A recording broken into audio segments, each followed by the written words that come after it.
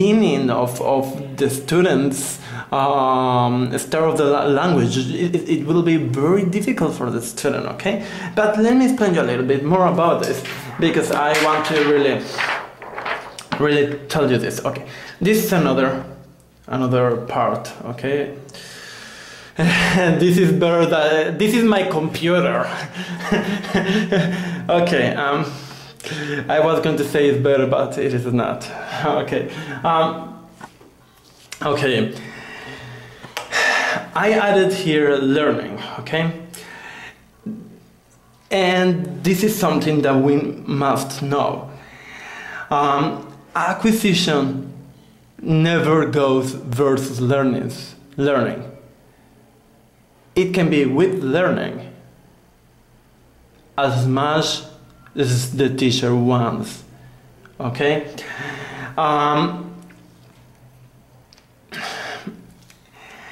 Let me get this straight, okay? Do you remember the line that I told you about acquisition?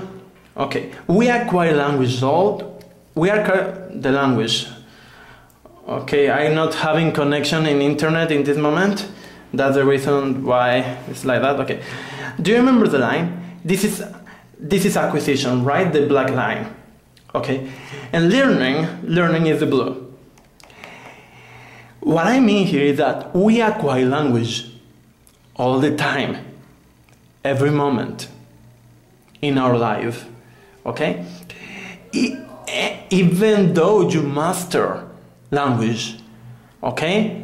Because actually as language is evolving and you are losing or getting language all the time, so you are like renewing language and recycling language all the time. So acquisition of language is always moving. It's a moving thing, okay? It's a living thing. And learning, okay? In your life, you have a little bit of it, okay? A little bit, okay?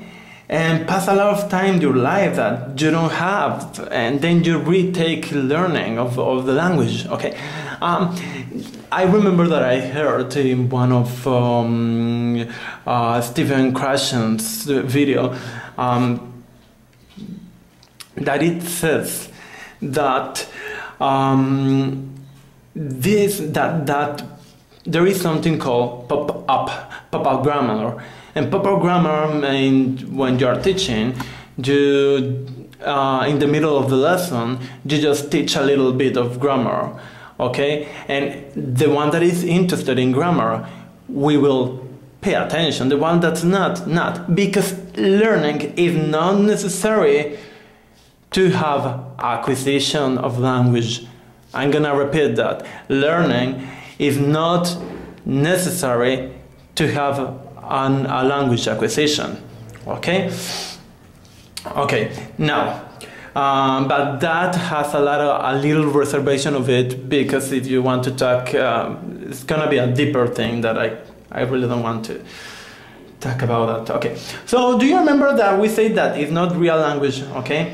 For example, things like get out of here.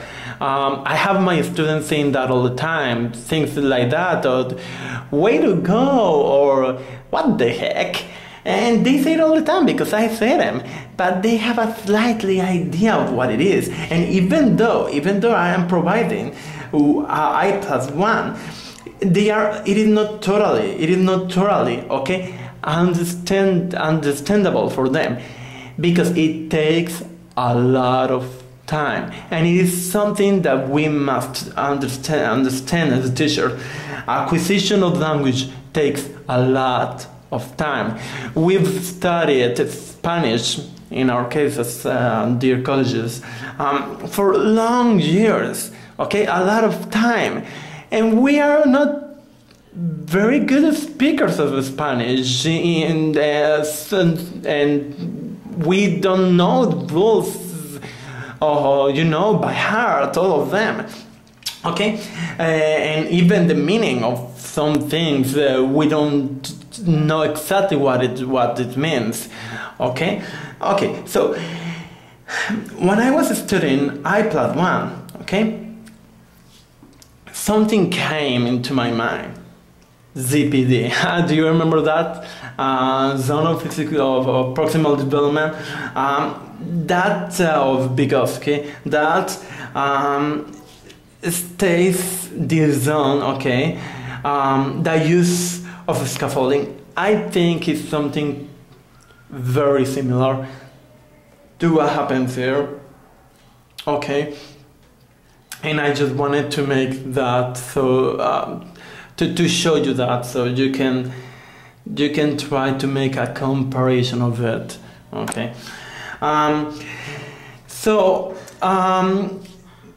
Stephen Krashen said, it says that we acquire language in just one way: by interaction, by comprehensible input. Okay, by comprehensible input. Okay, and comprehensible input. Okay. You have to make that possible. It has to be an interaction. Okay, an interaction. Okay. Here and now, this is something that we must use in the classroom. Okay, and that is very difficult to use because we need to be able to have a lot of elements, but it is possible to use here and now. Okay, it is very helpful because it is realia. Okay, it is knowledge of the world too, here and now. Okay, so Stephen Krashen states, okay, that if we have I+3 at the ear, okay, of a beginner, this student will not understand and I think he has it right.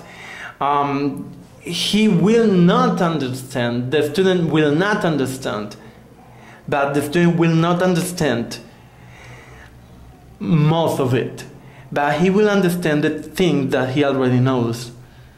Okay, the thing that he already knows. Here I put I+3, and from all the information he only captures what he's able to. Okay, what he's able to. Okay, Stephen Krashen says that comprehensible input, okay, that acquisition, sorry, it is done through interaction, communication, okay, and I think is right. And but the reading input, okay, if you do it at the first stage of learning, okay, I think it is a waste of time. I think you cannot acquire language like that, because probably the student will not be at the level of. They will be at the level of it, probably by listening, okay? Probably by speaking it, but maybe not by reading it, okay? Why? Because reading doesn't provide extralinguistic aid, okay? Like the movements of the hand, the body language, okay? The gesticulations, you know? All the extralinguistic things, okay, the context, okay, is much more bigger with extralinguistic aid that it is always provided by a face-to-face interaction. That is the reason why it's so difficult, okay, when we speak in another language, by telephone because we don't have any aid, okay, and any extra linguistic aid. Only thing we have is the voice.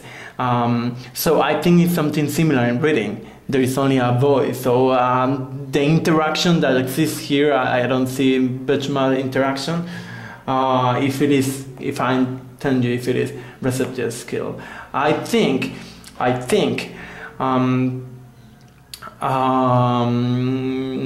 this is all.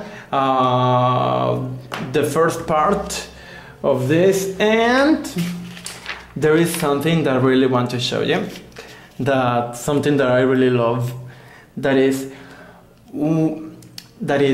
it says, when a student starts to speak, it is not the beginning of her language acquisition. Yeah, I like it. Okay,